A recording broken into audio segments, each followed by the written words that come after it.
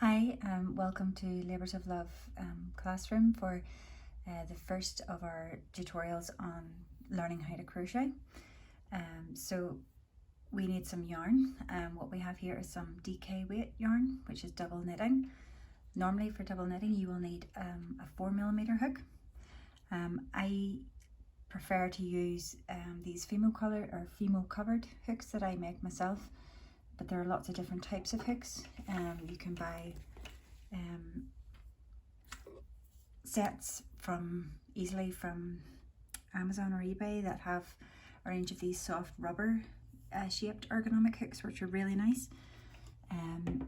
You can also get these nice ones from Clover, which are more flat, but they have a different sort of shape. Different people use them. This is an overhand style of holding a hook. I personally use mine in the pen grip, like this. So depending on whether you're right-handed or left-handed, so it'll be the overhand or the pen grip. So we need a hook, we need some yarn, some scissors and a darning needle, just to sew in our ends when we're finished. So the first thing we're going to do is try and make a chain. So when I make a chain, I always use a slightly bigger size than what I'm actually going to do my project in. So my chain will be done using a 4.5mm hook. And the first thing you need to do is make a slip knot with your yarn. So there are various tutorials how to do this. I don't actually remember where I learned mine. I've been crocheting for about 6 years now, but if I show you what I do, I don't actually know how to describe what I do. So I hold the yarn in both fingers or both hands. I'm wrapping it predominantly around my left index finger and twisting it around to sort of make a loop. That fell down there, which wasn't very good. So I'm actually then using my index finger to tuck in through the loop and pull the working yarn that goes back to the ball up through the loop, like that, and then we just pull tight. Don't worry, it's really big, but that's fine. What we do then is we insert our hook and we just pull the two ends together, and the slip knot will just close that gap, and then you're left with your tail that will be sewn in at the end of your project, and your other working yarn going back to the ball comes off this side. So let's just do that again. With the slip knot you can just pull the two ends and the knot disappears. So wrap the yarn around your index finger, use your other hand to secure it into like a circle shape, then use your index finger to sort of tuck through the middle of the circle and pull the working yarn from the ball up into a loop, and it forms a slip knot, which you can insert your hook, pull the two ends together, and it slip knots up into a secure knot from here. Okay, so your working yarn is coming out this side. Again, creating a tension, kind of like knitting, there's various different ways of how people wrap it around their fingers.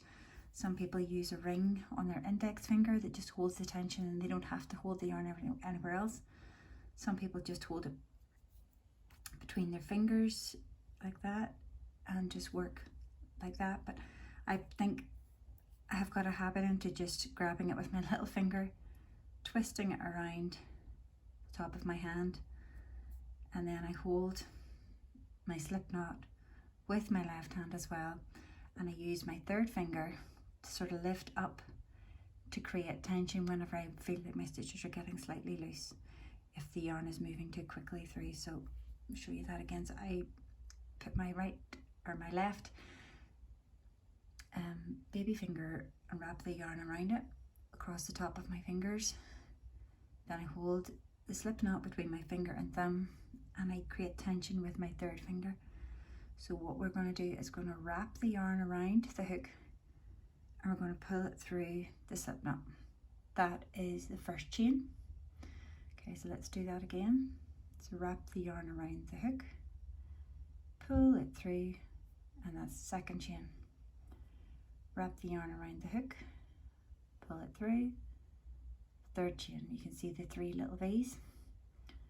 Wrap the yarn around the hook and pull it through. the yarn from the working yarn from the ball is just sliding through my fingers, and I'm controlling how quickly that's going through by just tightening my fingers together, or by raising my middle finger to create more tension. So it's wrap the yarn around your hook, pull through, wrap the yarn around and pull through. Every project, well, almost every project in crochet starts with chains. It's one of the most common stitches or a way to start a blanket or a garment. There are other ways you can do foundation stitches, or you can work into a circle if you're doing a round project, but generally chains are the most commonly used way to start a project. So just do this one more time. So wrap the yarn around and pull through. Practice doing chains is quite good. When I was teaching my daughter, she had a very thick hook with a chunky yarn, and made loads and loads of chains, which I then helped her join together and make tie packs from for her brother's room, which he loves. I also made her little necklaces with the chains, just loads of different chains in different colours of cotton, tied them together in a knot at the back, and they all hang in different layers and lengths. It's lovely. So there are ways that you can use your practice stitches as something productive. So you can just keep doing the chain. You can just practice this and practice, and then just rip it out and use the yarn for something else. Once you feel that you're getting your stitches to be quite evenly sized, all my stitches except for that point there where I stopped, you can see actually that stitch is bigger, but on the grand scheme of things in a project you won't really notice that. But if you can get your stitches relatively similar size, that's what you're aiming for.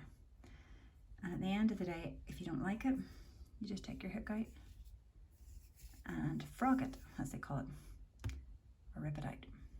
Rip it.